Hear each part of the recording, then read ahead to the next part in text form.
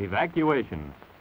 More than 100,000 men, women, and children, all of Japanese ancestry, removed from their homes in the Pacific Coast states to wartime communities established in out-of-the-way places.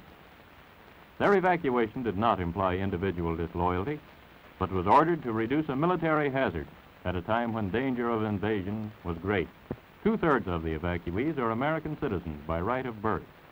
The rest are their Japanese-born parents and grandparents. The people are not under suspicion. They are not prisoners. They are not internees. They are merely dislocated people, the unwounded casualties of war.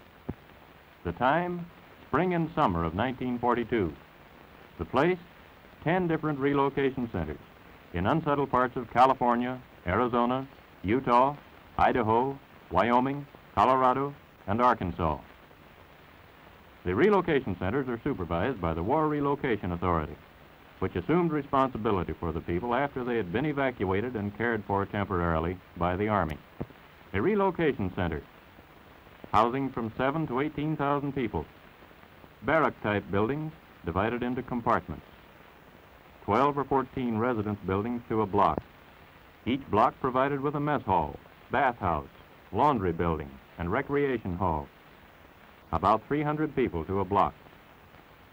The entire community bounded by a wire fence and guarded by military police, symbols of the military nature of the evacuation. Each family, upon arrival at a relocation center, was assigned to a single-room compartment, about 20 by 25 feet. Barren, unattractive. A stove, a light bulb, cots, mattresses, and blankets. Those were the things provided by the government. The family's own furniture was in storage on the West Coast. Scrap lumber, perhaps some wallboard, and a great deal of energy, curtains, pictures, drapes, depending on the family's own ingenuity and taste, helped to make the place livable. Some families built partitions to provide some privacy. Others took what they received and made the best of it. The 300 or so residents of each block eat in a mess hall, cafeteria style. Rough wooden tables with attached benches. The food is nourishing, but simple. A maximum of 45 cents a day per person is allowed for food, and the actual cost is considerably less than this, for an increasing amount of the food is produced at the centers. A combination of Oriental dishes to meet the tastes of the Issei, born in Japan, and of American-type dishes to satisfy the Nisei, born in America. Lands that had never been occupied or farmed were chosen for most of the relocation centers. Most of the land was covered with desert growth, or with timber in the case of the Arkansas centers. It had to be cleared before farming could start. Then it had to be leveled, and irrigation ditches laid out or rebuilt in order that the people could produce a part of their own food.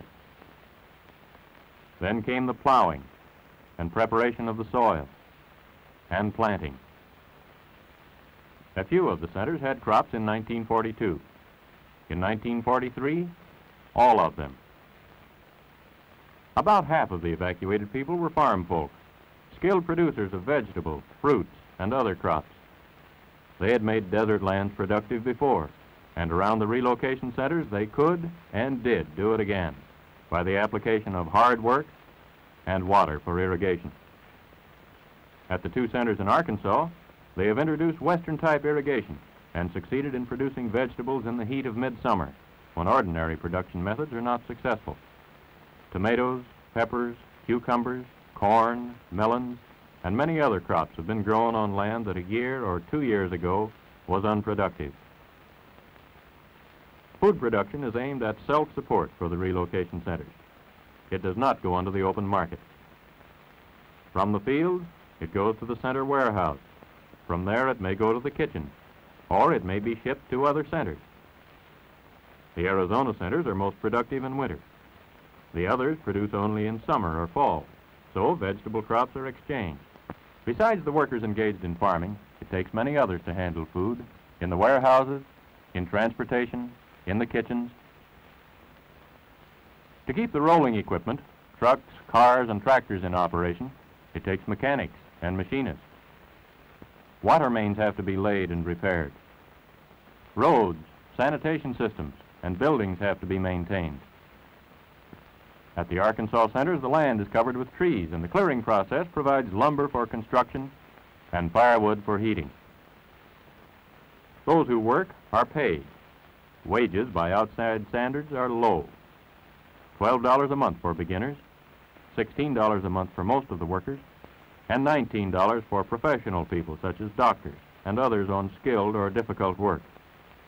The workers also receive a small cash allowance for clothing. The money received as wages lets an evacuee buy the things he needs, which are not provided by the government. But most have had to draw on their savings to live as they would like to. In each center, a cooperative business association operates stores which handle clothing, toilet articles, and the merchandise which would be needed in any community. The co-ops also run barber shops, beauty parlors, shoe repair shops, and other services for the community. When the school bell rings, it's a signal for these students at Hart Mountain in Wyoming to change classes. The school curriculum meets the standard of the state where the center is located. Mathematics, American history, geography, the fundamentals of an American education. This is a class in mathematics. And a rhythm class of 5th grade pupils. In the modern school, many subjects are added to reading, writing, and arithmetic as part of the schoolwork. Some of the teachers are Caucasian. Some are evacuees, Americans of Japanese ancestry. The first graders in this class, taught by an evacuee teacher, are making colored drawings which will decorate the walls of their barracks building classroom. The same kind of beautifully clumsy drawings that can be found in almost any first grade room. In the high schools, vocational training gets plenty of attention. Scientific farming, studied in school and in the field. And older boys are learning trades. They use them first as part of the regular work of the relocation center, as welders, mechanics, machinists. Frequently, learning to do the necessary jobs in a relocation center have led to better jobs outside. Health protection is part of the obligation assumed by the government. Evacuee doctors and nurses serve in the hospital under the supervision of Caucasians. Dentists, oculists, and pharmacists also. The Japanese professional men and women, most of them American citizens, had their own practices on the West Coast before evacuation. Many of them now are in the Army Medical Corps, and others have replaced doctors and other health workers in communities outside the centers. The health service in relocation centers, in proportion to population, is about like that of any other American community in wartime, barely adequate. The evacuees have a form of community self-government which aids the appointed officials in administration of the community. A community council of evacuees is elected to make rules and regulations. Anyone 18 years old or older is eligible to vote in the elections, which are carried on in the democratic manner. A judicial commission sits in judgment on minor offenses. Attorneys among the evacuees represent the prosecution and the defense. A serious crime would be tried in the regular courts outside the center. The crime rate among people of Japanese ancestry in the United States always has been extremely low, and this has proved to be the case in the centers. After working hours, over weekends, a relocation center is the scene of baseball and softball games by the dozen. The teams are counted by the hundreds. The evacuees have provided practically all of their own equipment, for little government money has been spent for strictly recreational purposes. In the fall, touch football is in season, and more quiet forms of recreation. The relocation centers include many well-known artists. Amateur and professional artists and craftsmen have used their spare time in creating beauty in many different forms. Sunday church services. Advanced preparations include carrying the benches into the barrack building. Most of the alien Japanese are Buddhists, but almost half their American-born children belong to some Christian denomination: Catholic, Methodist, Presbyterian. Except for state Shinto, involving emperor worship, there is no restriction on religion in relocation centers. Boy Scouts, who usually provide the color guard for the American flag which floats over each center, are typical of the American organization which are prominent in each relocation center. There's a USO club to provide entertainment for the Japanese-American soldiers who come to the center to visit their families or friends. Girl Scouts, Campfire Girls, Parent-Teacher Associations, the Red Cross. The evacuees belong to these organizations in their former homes and transplanted them to the centers. The Boy Scout Drum and Bugle Corps here is leading a harvest festival parade, marking the high point of the successful season of farm production. Everyone turns out to view the beauty queen, to see the well-decorated floats, and to join in the good time that goes with the full day of celebration. While they have many things in common with ordinary American communities, in the really important things, relocation centers are not normal and probably never can be. Home life is disrupted. Eating, living, and working conditions are abnormal. Training of children is difficult. Americanism, taught in the schools and churches and on the playgrounds, loses much of its meaning in the confines of a relocation center. When the War Relocation Authority was only a few months old, it was decided that relocation centers should not be maintained any longer than necessary. The first people to leave the relocation centers were volunteer workers recruited to help tend and later to harvest the sugar beet crop of the western states. Almost 1/10 of the evacuees volunteered for this seasonal work in 1942. The result of their labors was a year's sugar ration for about 10 million people. But work in the beet fields was temporary. Most of the people returned to the centers. The War Relocation Authority has been more concerned with permanent relocation, getting the evacuees out of the backwaters of the relocation centers into the mainstream of American life, so their labor can help to win the war, so the cost to the taxpayers may be reduced, so there can be no question of the constitutionality of any part of the action taken by the government to meet the dangers of war, so no law-abiding American need to fear for his own freedom. Relocation of the evacuees is not being carried on at the sacrifice of national security. Only those evacuees whose statements and whose acts leave no question of their loyalty to the United States are permitted to leave.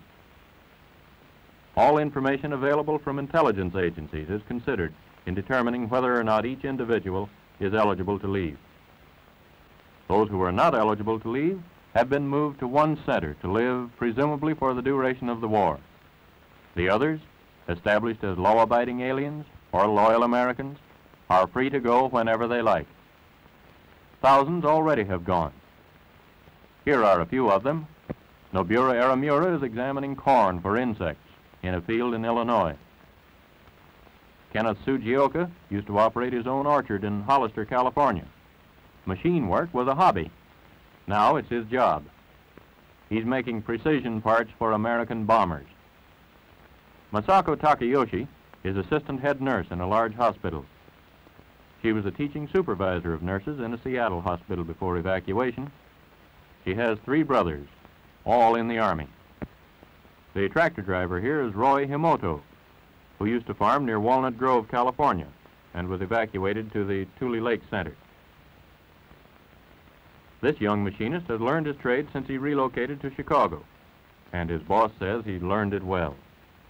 He's helping to make kitchen equipment. Mrs. Ayako Kasai paints miniature dolls in a Midwestern studio. She used to live at Colusa, California, and then lived at the Granada Relocation Center. In the background is Cecilia Miyamoto, who divides her time now between working and attending college. Kei Nakadoi feeds the chickens on an Illinois farm, and on the same farm is an Nisei, Kamago Shimatsu. Shinobu Sakuma, Joe Chihara, and Yoshio Dogen cultivate potatoes on a farm in the Middle West. This is Ruth Nishi. Her father ran a fruit stand in Berkeley, California, and Ruth helped him. After living in the Poston Relocation Center, she moved to Chicago and has become a skillful turret lathe operator. These young men spraying potatoes are from the Minidoka Relocation Center. This boy liked the printing trade, but had no chance to learn it until after he had left the relocation center. He's helping to print some of the nation's supply of magazines. American eggs are shipped all over the world, to Americans in the armed forces and to our allies. Mary Higuchi breaks eggs which are to be dried. And in the same plant, John Iamuri feeds the drying machine. Jim Carisu used to be a clerk in Madera, California. Now he's a candy maker in Chicago. American flags, some of them for the armed forces, are turned out by Mrs. Yoshie Abe.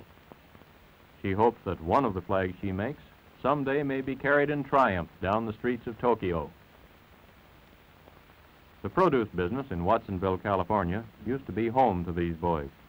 Now they're in the produce business in Denver. Henry Ligoro used to be a farmer at Fresno, California.